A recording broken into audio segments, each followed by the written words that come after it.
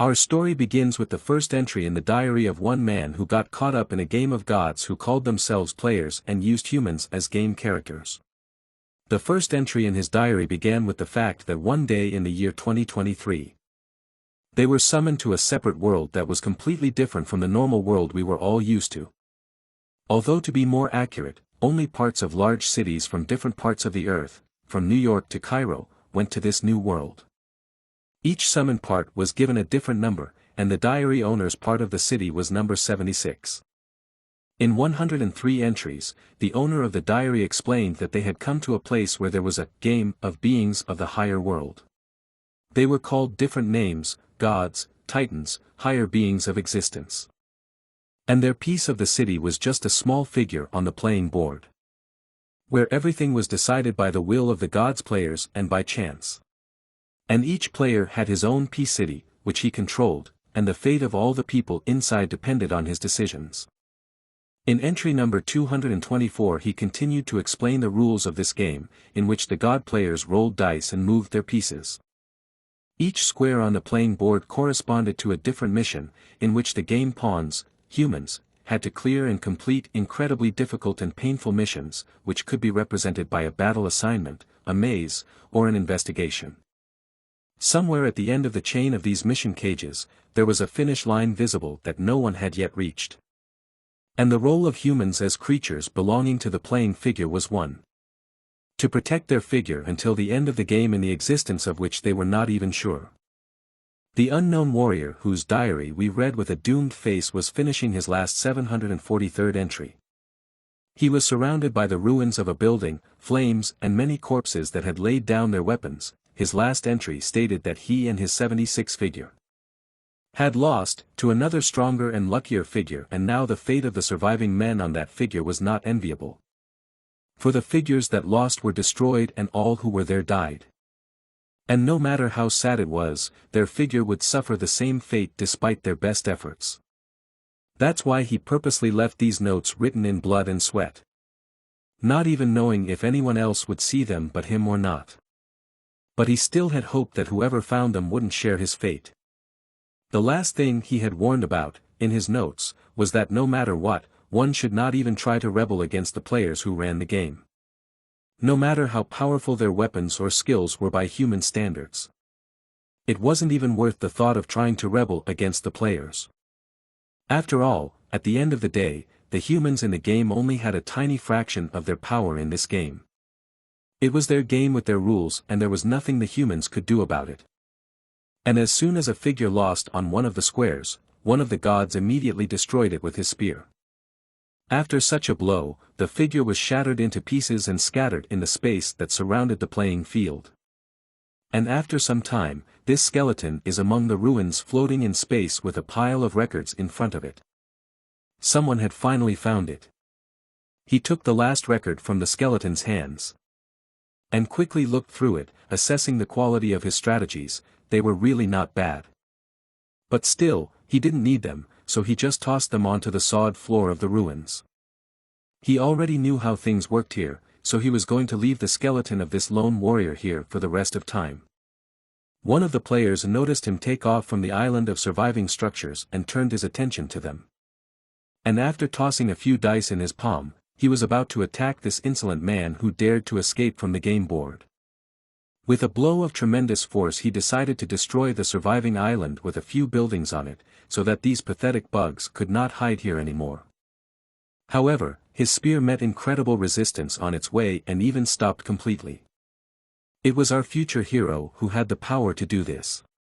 He agreed with that dead man's notes and everything, except for one final warning. And with the speed of red lightning, he swept across the player's spear heading for his hand. In a moment he was already near what must have been the player's face and preparing to strike back. The blow was so powerful that it reflected a red flash on the player's face. After the blow, almost half of his face was missing and his huge carcass was falling in space. It was still possible to challenge the players, but even this blow wasn't enough to destroy the player who was already starting to regenerate. However, after a moment the regeneration stopped, and the missing part of his face lit up with a blue light. The player made a horrible sound that resembled a scream. As it turned out, our hero had a quality guidebook to help him fill in his missing knowledge, and he already knew how to destroy the player for sure. He was certain that he was not going to obediently suffer here for the rest of his days just because of some stupid game of the gods. So he was going to kill the players and the game and return to his home world, so that there would be no more poor people like that skeleton in the future. Which by the way managed to survive, and after the second blow on the island, which shattered into even smaller pieces, his skeleton began to crumble. And only his shining white gold armor remained there. Nothing could stop our hero, who was sure that he could, together with his friends and allies, put an end to this cursed game. But how did our hero's story begin? It was an ordinary peaceful day like any other. And on such a wonderful sunny day absolutely nothing foreshadowed trouble. Our hero was quietly going about his business on a busy street of his city. He was listening to music and was in a great mood, which, it would seem, nothing could spoil. As it turned out, he was only one step away from safety, which he didn't have time to do. And what happened was something that absolutely no one expected. Right in front of the sneakers of our hero ran a blue flash, which made him stop. He stared at it incomprehensibly, not knowing what it was and where it came from. After the flash right in front of him appeared a barrier separating this part of the city from everything around. Not only our hero was scared, the rest of the citizens also in a panic began to scatter, wondering what it could be, an earthquake or a terrorist attack. It turned out that this day was the last peaceful for those who were inside the barrier, which had already begun to separate from the ground.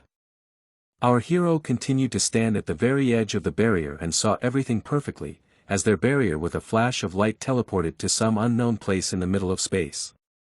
He was shocked by such events and could barely keep himself from panicking like the rest of his city. However, he was even more surprised when he looked down. He didn't understand what was happening and why a piece of his city was suddenly on top of a stone pedestal with the number 8 on it.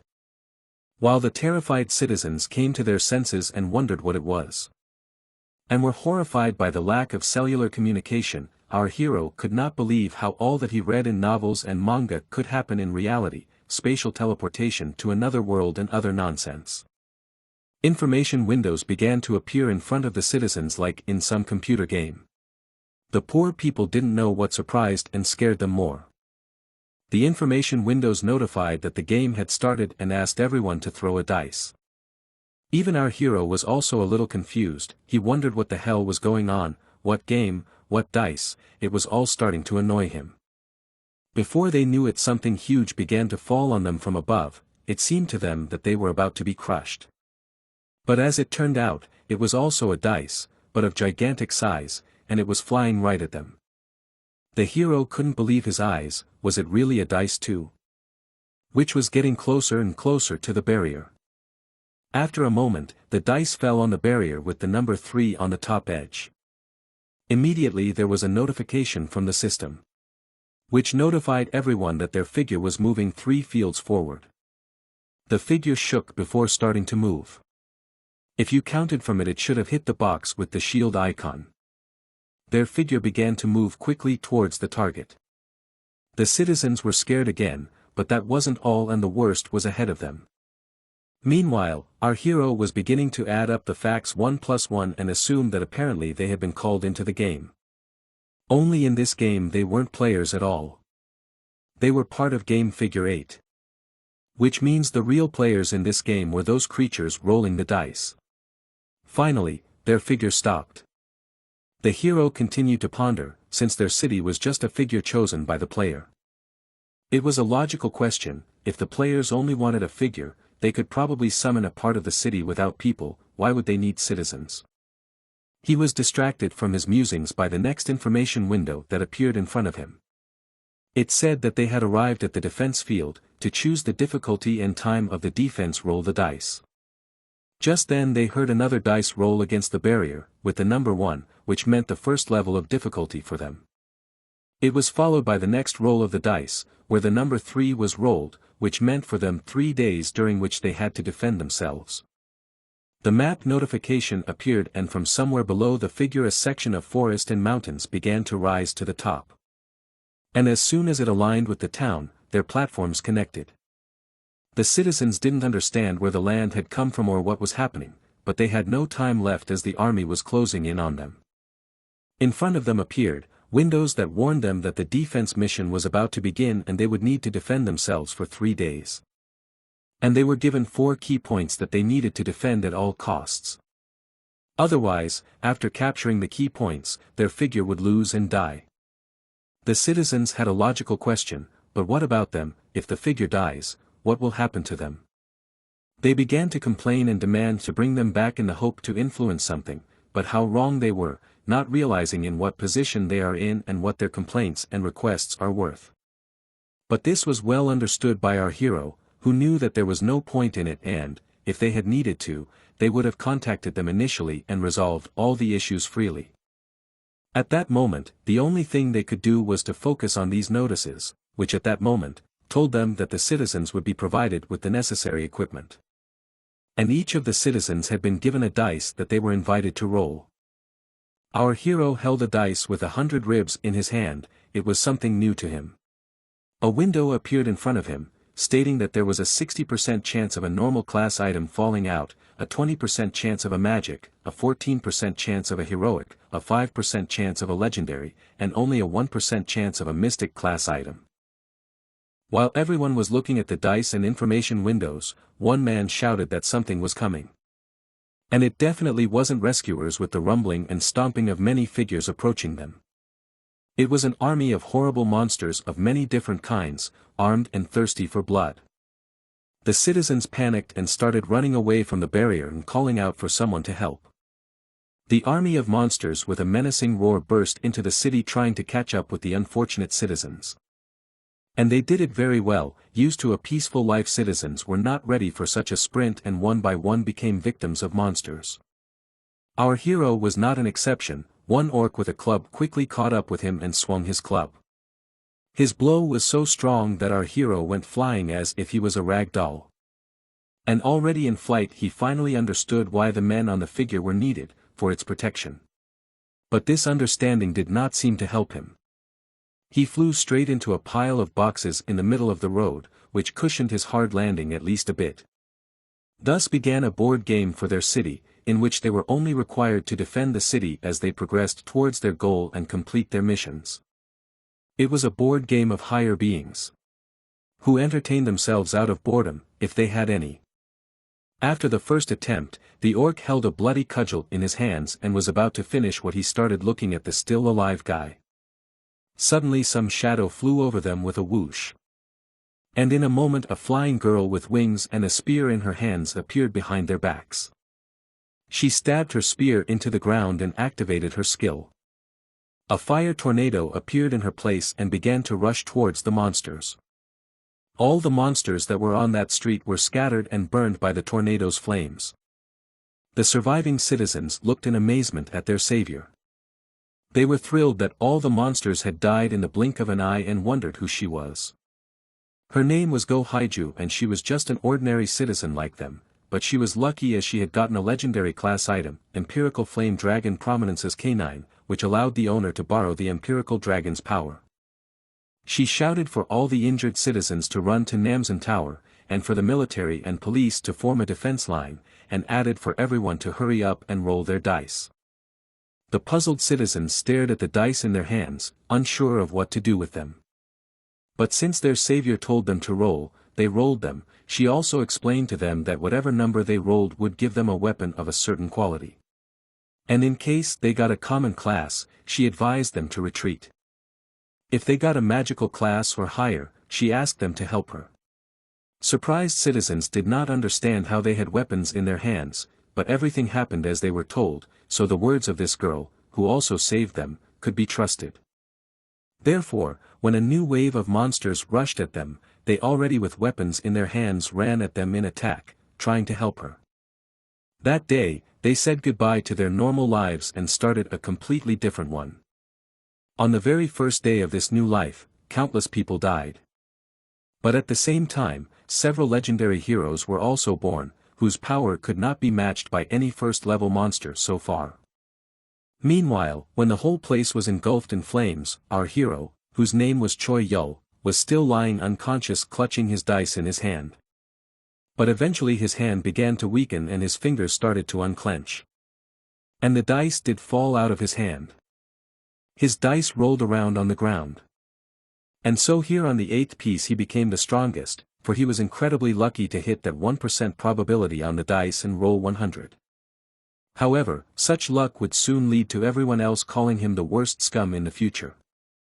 After all, he was given a special book called Demon King of Sovereignty Krasina's book, which allowed him to use the library of Demon King Krasina who desires anything and everything and gives the user access to any information such as item locations, hidden events, monster information, map and objectives once the mission starts.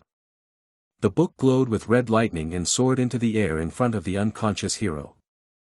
However, the Demon King Krasina, the very fulfillment of the desire for obedience and from this one thing came out of it, which in the future will be a surprise to the others and the reason for his hatred. It consisted of the following: all rewards received by other users thanks to the information in this book would belong to the owner of Krasen's book, namely our hero Choi Yo. In the 3 hours after the defense mission started, 3,102 people died and 7,023 were injured. In addition, out of the 4 bases that people had to defend, 1 was destroyed. On the road that was scorched, there was a girl with a spear in her hands and flaming wings behind her. Besides, a pillar of fire was rising directly from her. It was none other than Go Haiju, who was in minor burns and scratches, who was now wondering if everything was over. A few other people who also looked shabby after the battle began to rejoice from the fact that they were able to survive and win. Suddenly, a military truck stopped behind them, causing them to turn around in surprise. A soldier got out of the truck and announced that the Korean army had arrived. After him, more soldiers started to get out of the trucks and began evacuating the wounded as well as ordinary citizens, telling them that they would take them to Namsan Tower, where it was the safest place to be. At the same time, a soldier came up to Go Haiju and saluted her, telling her that she had done a good job. She waved her hand and said that it was no big deal. He continued, saying that she had bought them a lot of time, during which the army and police were able to organize themselves and spread out. That soldier was Sergeant Kwon Jae-yong, who had a heroic rank held in Cult Inquisitor helmet. Due to the special material, the helmet user did not fall into a state of confusion, fear, or bewilderment. Go Haiju turned to the sergeant and asked if it was all over. To which he replied that the calls and internet were not working, making it difficult to assess the situation. However, adding that they were using radio communication, so they would be able to get reports from each location soon. Heading towards the car, he said that they needed to visit Namsan Tower, to which the latter agreed, following him. However, a voice suddenly sounded behind them, causing them to turn around in surprise. That voice appeared to belong to Choi Yo, who was holding a book in his hand and also saying something about this wasn't the end. He was staggering towards them. As it turned out, he had a very ragged appearance. One eye was closed, there was a cut on his forehead that was bleeding, and his clothes were covered in blood. As he came closer, he announced that the boss was going to show up soon. Then he opened the book he was holding and added that it said so. Also stating that there was also mission information, monster data, current progress and everything else. Determined to prove his words, he unfolded the book and showed it to the soldier and the girl, who stared at it in disbelief. However, after a second pause, they replied that they couldn't see anything as the pages were blank. Hearing this, Choi Yo cried out in surprise. He wondered if he was the only one who could see the contents. The sergeant replied that it was probably true. Thinking about the guy's words, Kwon Jae-yong concluded that if the guy's words were true, then the item he possessed was very powerful, since in this case, information was equal to power. Jae-yong decided to check if the guy's words were true, so he asked him to tell him more, which he agreed to do.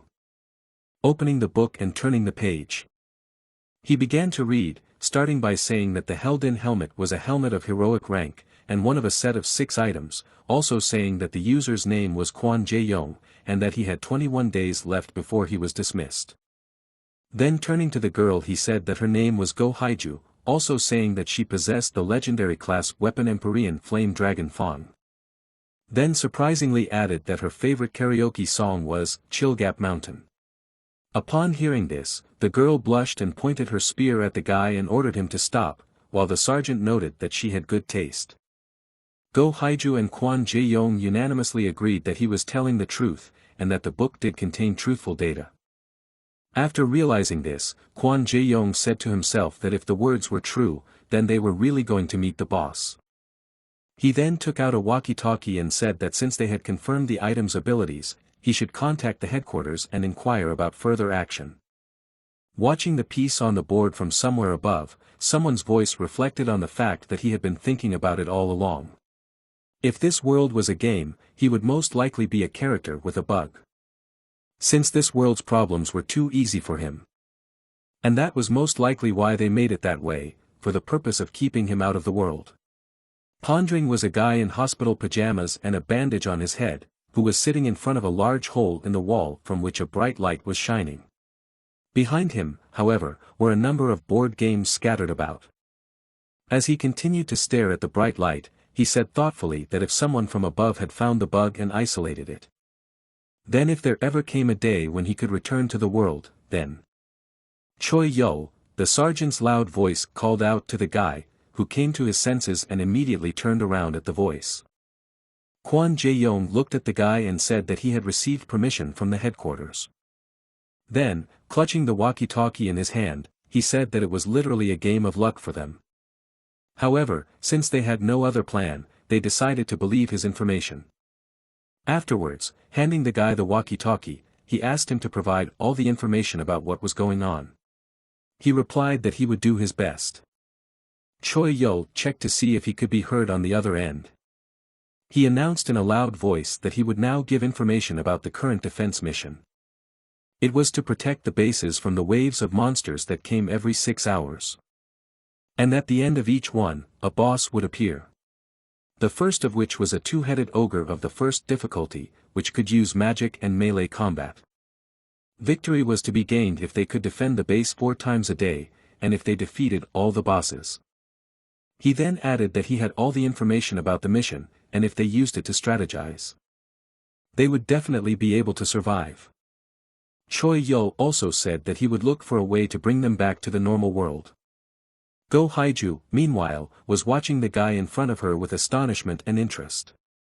Admiring and wondering that he was not only thinking about the mission, but also about the consequences. Standing still holding the book in his hands and taking a deep breath, he announced in a firm voice into the radio that he was starting the story.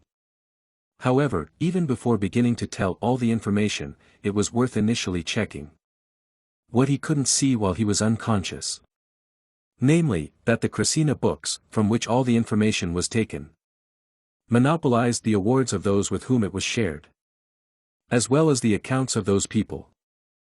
In addition, this number included not only those people who heard the information directly from the owner of the book, but also those who heard it from others, through rumors, or any other means. And any information that originated from the owner of the book, whether it was information about fighting monsters, squad building, information about bosses, or how to fight them, information about weapons and their abilities, how they were to be handled, about training, boss battles, their weaknesses, the level and characterization upgrades, which even led to visual changes, could end up playing havoc with those who recognized her. After all, it all belonged to the demonic sovereignty King Krasina. Playing piece number 8, population, 193,256. Sovereignty victims recorded, 176542. And in just one day, 91% of the population became sovereignty victims. However, this was only the beginning of our hero's sins, which continued until the last moment of the game. The game figure on which the action unfolded. This defensive mission was like a game in the tower defense genre. A crowd of orcs was walking along the road between the buildings of the city to their goal. In games of this genre, monsters march towards a base they must destroy while players must try to stop them. The 3 large armed orcs in front of them sensed something and were puzzled and froze in place. At the same moment, Choi Yo holding a walkie-talkie in one hand and a book in the other shouted that now was the time. At the same moment, the players who were sitting in ambush on the buildings according to the plan started firing at the monsters with long-range weapons. After firing, when some would leave to reload their weapons, others were to replace them and continue firing with another weapon. Taking advantage of the fact that the monsters of the first level of difficulty were quite stupid. By creating a barrier and firing at them, they could force them to go in the right direction. Then wound them as much as possible and split them up.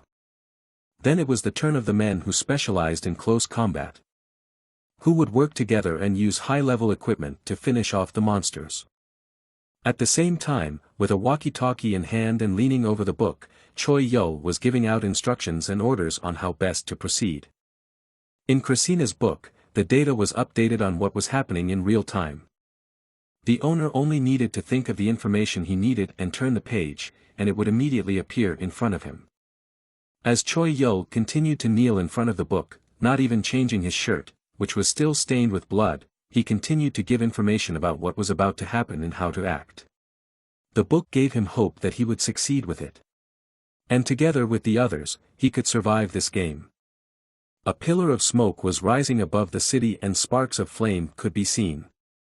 At the same time, the orcs were not in the best position, unable to resist in any way, they could only receive the blows that were coming at them from all sides.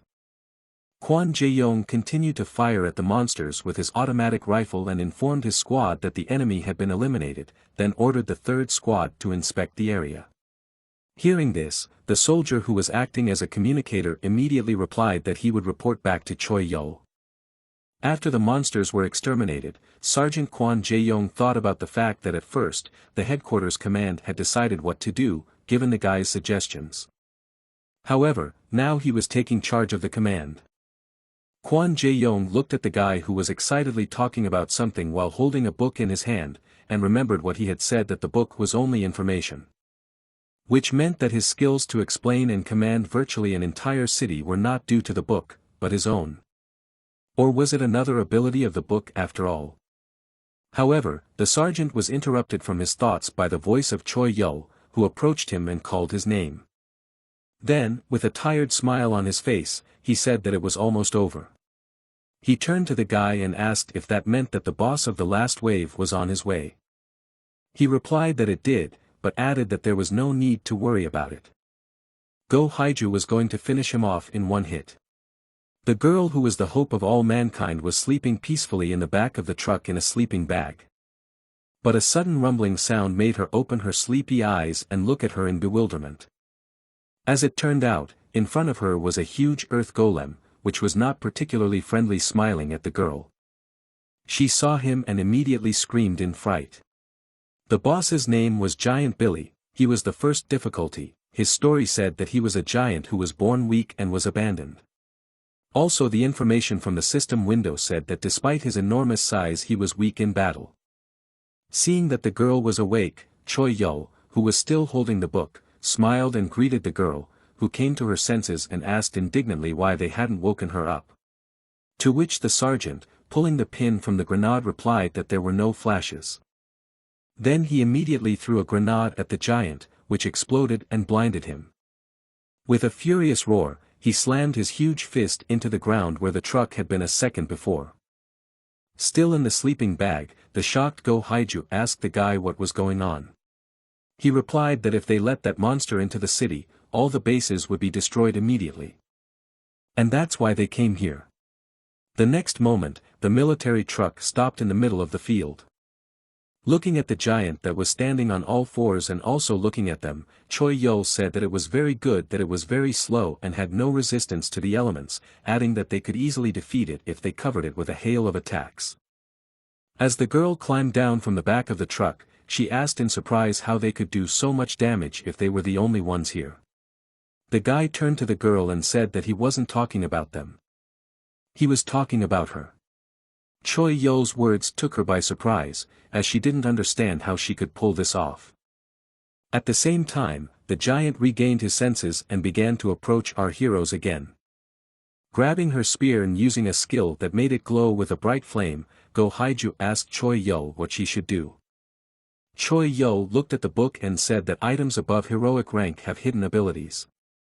And if they are performed, they can change the shape of the item or activate a hidden ability. However, in order to find out what those abilities were, the requirements had to be met first. Adding that the book had all the information about the items. In the middle of the field, being blessed by the pink sunset, holding a spear in her hand stood a lone girl. It was none other than Go Haiju, who turned to Choi Yo and asked him if he was sure of what he was saying. He told her not to believe him, but to believe the book, which had never been wrong before. The giant kneeling on his knees reached out his huge hand to the girl in front of him. Go Haiju raised her spear and said she had a bad feeling. The next moment, she stabbed it into her stomach, shouting furiously that even so, she still believed him. The giant put his hands together and swung at the girl standing with a punctured stomach, intending to strike. The next second he actually hit the spot where the girl was standing, creating a loud explosion. When Sergeant Kwon Jae-yong saw this, he panicked and asked the guy if everything was going as planned, to which he replied that there was no need to worry, since all the conditions had been met. Suddenly a light began to shine from the ground around the giant. And in the next moment, under the hands of the giant in the place where the girl was supposed to be, a fire barrier began to form, which pushed back the hands of the boss. A moment later, a huge fire dragon appeared in front of the boss, who seemed not so big anymore, with flames spewing out of its mouth. This was the hidden skill of the dragon fawn. Sergeant Kwon Jae-yong and Choi Yo looked at this with astonishment, as even Choi Yo with the knowledge from the book couldn't fully imagine what would actually happen in the end. A large glowing ball of light began to form in the dragon's open mouth, which it intended to attack the poor golem, who was already regretting having gotten involved in all this. In the next moment there was a powerful explosion, from which the flames flew in all directions, and which made the ground split into small pieces. From the outside, it looked like a large, even compared to the city, golden explosion in the shape of a dome, which shone with a bright light. Sergeant Kwon Jae-yong, who was watching from the side, noted to himself that with such a skill, it would be impossible to avoid casualties in the city, as his strength was enormous. While Choi Yo approached the girl who was breathing heavily after using such a strong skill and asked if she was alright, Kwon Jae-yong realized that the guy's book was even more dangerous than the girl's skill, because it contained too much dangerous information. If it fell into the wrong hands, their city would have fallen a long time ago. Looking at Choi Yo, who was helping the exhausted Go Haiju walk, the sergeant noted that it was fortunate she had gotten a guy like that. An information window appeared, congratulating the people of the city for successfully completing the defense mission, and notifying them that all residents outside the city limits would be transported back. And also all survivors would be rewarded. Hearing all this, the residents began chanting the names of their heroes and congratulating them on their victory. Next, a system window appeared in front of each resident, showing them the total reward, which could have been 300 points, but due to the destruction of one of the bases, they were taken off 25% of the penalty, leaving them with only 225 points. But the rewards didn't end there. There were also individual rewards that were totaled based on their contributions to raiding monsters, defending a base, and defeating bosses. Afflicted and wounded residents who already thought that nothing good in their lives will not happen, could not believe their ears. Is it really a reward, just like the game? Also in front of them opened a store with the ability to buy all sorts of skills, items, equipment, experience and most importantly treatment, which was very welcome for the thousands of wounded citizens. This news was especially happy for the local hospital, where they had already started asking patients to first of all choose a treatment in the in-game store. The prices were as follows: for 10 points one could buy a treatment that healed all wounds, purification that cleansed all abnormal negative effects, and regeneration that restored lost body parts. Choi Yo was also happily browsing the store and was glad that now even the injured would be fine. He didn't even suspect any trick, as he didn't know all the properties of his book yet. But then all around him froze from incomprehension. And our hero along with them all had one question: where all the points went and why they got 0 points. However, the system window also indicated the reason, all because of the sovereignty sacrifice effect. People who had just had hope began to feel nervous about what was happening. Who could be so heartless to do this to them? What a sacrifice of sovereignty. They were all desperately demanding their points back. Go Haiju desperately asked Choi Yo what was going on, but he couldn't answer her since he didn't know anything himself. And now he was trying to figure out his system window where he was being explained the additional conditions of his sovereignty sacrifice skill. There were 3 additional conditions. If 10% of the residents were sacrificed, then his reward would be doubled. If 20% were sacrificed, then tripled, and finally if 90% of the residents were sacrificed, then his reward would be increased 100 times. And then from all sides there were sounds of notifications coming in, showing the people who were able to earn the most points. In third place was someone with 312 points, in second place was someone with 1402 points. And finally in first was Choi Yo with 996, 884, 4850 points, and now everyone knew his name and who all the points were now. For a moment, the faces of the townspeople still held disbelief and misunderstanding. But after a second, their emotions changed drastically and anger and despair filled them. They immediately rushed at Choi Yo with a barrage of questions and threats, only to be stopped by the sergeant and Go Haiju, who prevented them from lynching. Choi Yo tried to justify that he didn't know about the book, but no one believed him and wouldn't listen to him. Kwon Jae-yong advised him to stay calm and focus on healing the wounded first. But to do that, he asked him to find a way to share his points with others. Unless of course he took them on purpose. Choi Yo was absolutely fine with it and was genuinely happy to help. But as soon as he tried to do so, a notification appeared in front of him that his passive skill monopolistic desire of Demon King Crossan prohibited him from giving items or points to others. While he was puzzled what kind of skill this was, from the crowd of angry residents were heard demanding to immediately return their points, and if he did not do so, everyone will consider him a villain. He had an idea to try to buy items for recovery and give them to people, but the same notice did not let him do it. This made him nervous, so he threw the cursed book on the ground and asked Go Haiju to burn it. She tried to do so with her spear, and at first it looked like they had succeeded and the book burned. But as soon as he tried to open the store again, the book materialized out of thin air behind him and he again failed to pass it on to the others. He looked at the cursed book he couldn't get rid of. Choi Yo fell to the ground with impotent rage and began pounding it with his fists, his friends staring at him in bewilderment. Someone in the crowd desperately asked him for 10 points to help the dying woman. Someone shouted "Mommy," and angry cries spread throughout the figure that they trusted the bastard and were definitely threatening him with a quick death if they could get to him. The sergeant was listening to a report from one of his subordinates who was reporting that the casualties were increasing and the citizens were furious. And while Choi Yo was desperately trying to find anything that could help the others, an automatic rifle was held to the back of his head. And Kwon Jae-yong told him that enough of this futile endeavor was for the best. Then, while still holding the assault rifle to the head of the kneeling Choi Yo, the sergeant told him that he had been arrested.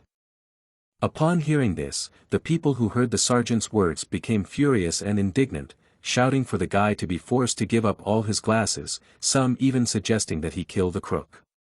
However, Go Haiju, who was holding back the angry crowd, firmly told them to remain calm. At the same moment, Sergeant Kwon Jae-yong leaned over to the protagonist and told him to run away, adding that he should find a way to get out of here and then make things right, which was all he could offer him at the moment. Hearing this, Choi Yo's eyes widened in surprise.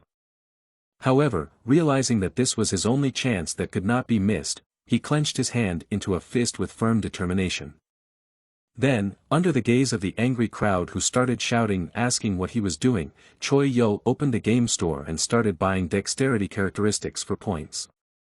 In the next moment, he jumped into the air at a great speed and disappeared, leaving behind the puzzled looks of the crowd, who did not immediately realize what had happened. After most of the crowd came to their senses and realized what had happened, there were angry cries that the crook who had taken everything from them had fled. But they had no time for indignation and cursing the guy, because the next moment they heard the sounds of notifications from system windows from everywhere. They displayed the information that there were 24 hours left until the next move. This information shocked everyone, as there was very little time for a break and preparation. The outraged and pitiful cries were heard again. However, Sergeant Kwon Jae-yong, who realized that their complaints would not change anything, started shouting for everyone to go to safe areas as soon as possible. Hearing his command, people began to evacuate quickly, some running as fast as they could to get a better spot while others helped the wounded. But in the midst of all the chaos, a girl with a spear in her hands stood in the middle of the street without moving. It was none other than Go Haiju, who was staring resolutely into the distance.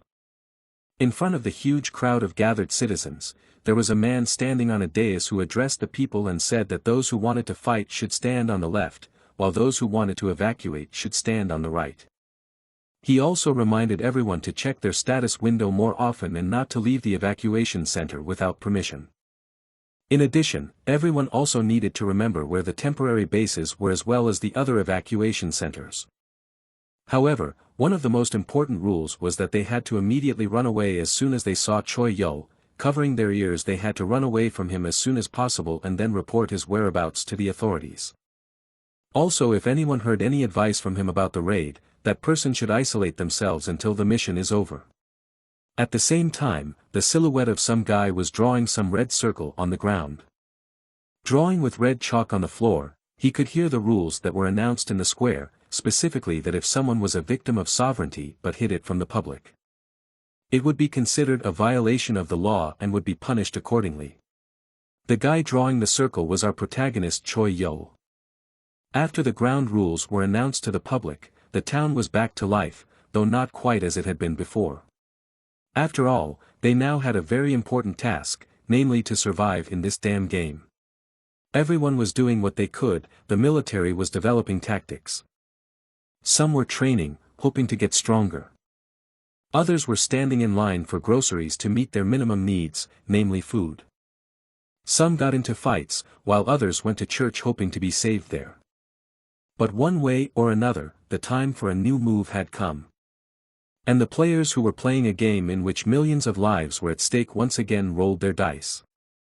Pawn 8, which was the city in which these events were taking place, had to move 4 squares forward. After moving 4 squares, the figure arrived at the seal of the Demon King, which was announced by a system window that appeared in front of everyone.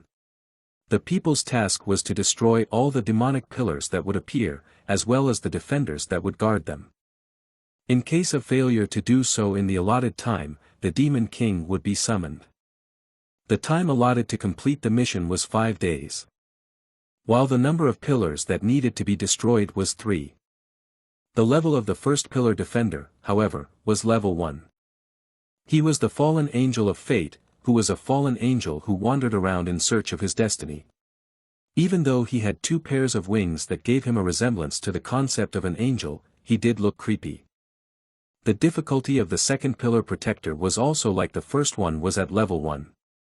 The second defender's name was Mad Brains. He had a metallic physique that resembled the body of a praying mantis, while his head had huge brains protruding outwards. As the information from the system window stated, it was a creature that couldn't stop creating things, and the more time it spent creating things, the better the things it created were. The difficulty of the third pillar protector was different from the first 2, however, as it was equal to level 3. After reading this information, Go Haiju and Kwon Jae-yong were stunned, as this difficulty was many times harder than the first 2. In front of some large building, a large pillar appeared where the ground used to be, the crystal at the end of which was burning red. At the foot of it stood the figure of a creature whose build resembled that of a human, but its skin was green in color. According to the information from the notification window, it was a defender of the pillar of the third difficulty, namely the goblin swordsman Jack. He was a swordsman goblin who had reached the peak of martial arts and had undergone a body transformation. In addition, he was trying to break the seal of the Demon King to challenge him. At the same time, Choi Yo was lying on the ground, right on the circle he had drawn himself. There were many pieces of paper scattered around him, with some circles and text drawn on them. If you looked closer, you could see a smile on his face. At the same time, the bewildered Sergeant Kwon Jae-yong, who was holding a walkie-talkie, received an urgent message that the civilians had launched an attack.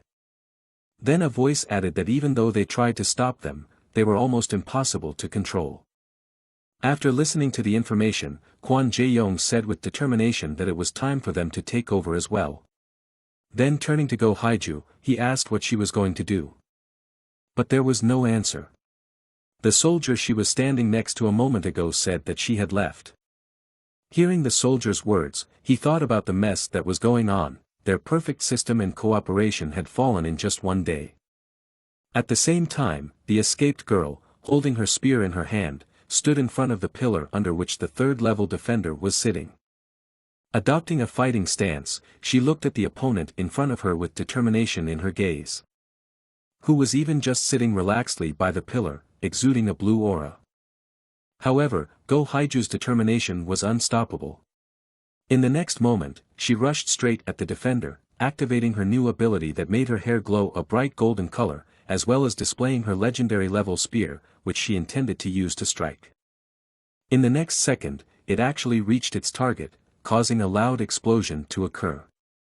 However, despite its force, to the girl's surprise, the defender was not only unharmed, but as if he had not made any effort to put his sword in front of him, he was able to stop her spear without much effort. In the next moment, with a slight movement, he swung his sword. It was only this slight movement that threw the girl back. Then raising the sword, which began to glow with a blue light upwards, he brought it down with speed imperceptible to the human eye. At that instant, a white line of light appeared in front of the girl, who was still in the air, which seemed to have already split her head in half. A monstrously powerful explosion sounded in the middle of the city, which was accompanied by the release of a shockwave of blue aura. The goblin defender sitting under the pillar looked up for the first time with a look of mild bewilderment in his eyes. Not far from him, someone landed on the ground. As it turned out, it was Choi Yo, who held the surprised Go Haiju in his arms and stepped onto the ground. Putting the girl on the ground, he asked her to inform his men that he would spend all their rewards on himself.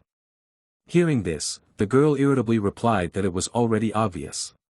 Leaving her behind and heading towards the pillar under which the protector was sitting, he added that she should also tell her people not to appear in front of him if they didn't want him to steal their rewards.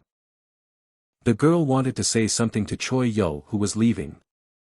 However, he materialized his book in the next moment and it immediately appeared in his hand. Holding the open book in his hand, the guy headed towards the pillar while thinking that there was no way to give people their experience points back, nor was there any way to escape from the Demon King's damn book.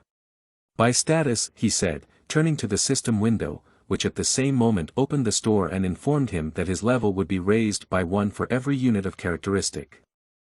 When Go Haiju asked the system what number he needed to set to increase his skills, he replied with a smile on his face that everything needed to be maxed out. Suddenly, the system window started sending Go Haiju a bunch of notifications to the bewildered Go Haiju who didn't understand what was going on. However, they didn't just come to her, but to everyone who was trapped in the game.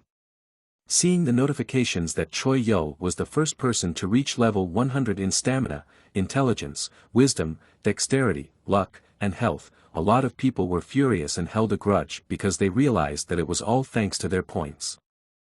At the same time, Choi Yo, who was surrounded by a golden aura, was surprised by his new strength and asked the system how many equipment dices he had received. The system immediately said that the total was 432,512. Hearing this, he ordered the system to get rid of everything below magic class, and also automatically cast all the dice for anything that would give equipment above heroic class. As a result, the system counted 142 pieces of legendary class equipment, as well as 1,023 heroic. In the next moment, the guy received a notification that the system had tagged all the items he had received, causing a cylinder to form around Choi Yo. Glowing with a bright light and also consisting of hologram windows with the weapons he had received. Go Haiju was shocked by what she saw, looking at it all with wide-opened eyes, while the goblin protector smiled happily, seeing the guy as a worthy opponent. The same decided to himself that he would use all the items, bloody rewards, as well as the power of the Demon King. Being equipped with the best equipment, holding a sword in one hand and an open book in the other, Choi Yo decided to himself that he would protect this city at all costs and then return to his normal life. Since if this was the only way to atone for his sins, he didn't care if he was judged or insulted by others or not. As he continued to sit under the pillar, as the system window said that Goblin Swordsman Jack was beginning to smile and prepare to attack at the sight of a strong opponent, he did indeed begin to smile, and a more intense aura began to emanate from him, which made it clear that he was excited about the fight. However, to the goblin's surprise, Choi Yo, who was equipped with heroic-grade magical air shoes that allowed the wearer to jump and soar with a force comparable to flight while expending the wearer's mana, turned to say that he didn't have time to play with him right now. He then shot into the sky and shouted for him to wait for him, promising that he would be back soon. Seeing this, Go Haiju wondered if Choi Yo would really just leave like that. She turned her gaze to the goblin swordsman who was staring at the floor again. She also couldn't understand why he just sat down as if he really intended to wait for the guy. At the same time jumping at a tremendous speed between buildings, leaving behind only residual images. Choi Yo was approaching the first pillar defender at a great speed. Since the goblin didn't attack first, it could be left alone and untouched for now. Sensing the approaching danger, the fallen soul angel fearfully turned towards the danger. However, this didn't save him from Choi Yo's foot, which slammed into his face in the next second. Looking at the defender who had his foot on his face at this moment, Choi Yo said to himself that the first thing he had to do was to fight the other defenders. While the people who saw Choi Yo's appearance shouted angrily and violently that he should be killed, Choi Yo continued to fight the first pillar's protector, moving lightning fast across the sky and houses. As he moved at breakneck speed through the air and holding his sword in his hand, he remembered what he had read in the book, namely the information that the unique trait of the pillar protector would be activated if the right conditions were met. These traits added weaknesses to the defender, thus increasing the chances of defeating him. Striking again at the defender who was able to dodge successfully after reacting in time, Choi Yo also realized that if the wrong conditions were met, strong traits could be unlocked that would be difficult to deal with. After dodging the guy's attack, the angel protector immediately rushed to counterattack, waving his clawed hands, which despite its appearance was a very formidable weapon. In the case of this defender he was fighting at the moment, if he killed 100 people, he would become a fallen angel who would be capable of destroying all of humanity. In addition to becoming much stronger, he would also be able to leave the pillar to start killing everything in his path. Drawing his sword and swinging it forcefully, thus cutting off the angelic bird's wings, Choi Yo decided that he had to start by getting rid of the guardians with those annoying traits and unlocking the traits that were necessary for the mission. The angel guardian shedding its wings began to fall to the ground. Taking advantage of this, the protagonist sped up with the help of his magical boots, allowing him to walk on air. He headed after it, reflecting on the fact that the most important thing was not the completion of the mission, but how it was completed. At the same time, a military truck was driving along the road, which had a huge number of holes and cracks. In the cab of the truck sat the already known to us Sergeant Kwon Jae-young, who talking to someone on the radio reported the order, which was to stand at least 500 meters from the pillars. Since they were not yet sure of the purpose of Choi Yo's intervention. As he finished talking and looked out the window, he wondered if the guy had never found a way to return the reward, or if he had just decided not to do it at all.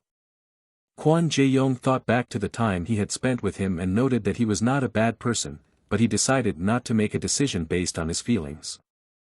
Thinking back to the power he had shown, he noted that a man with such intelligence and strength could rule an entire city if he wanted to.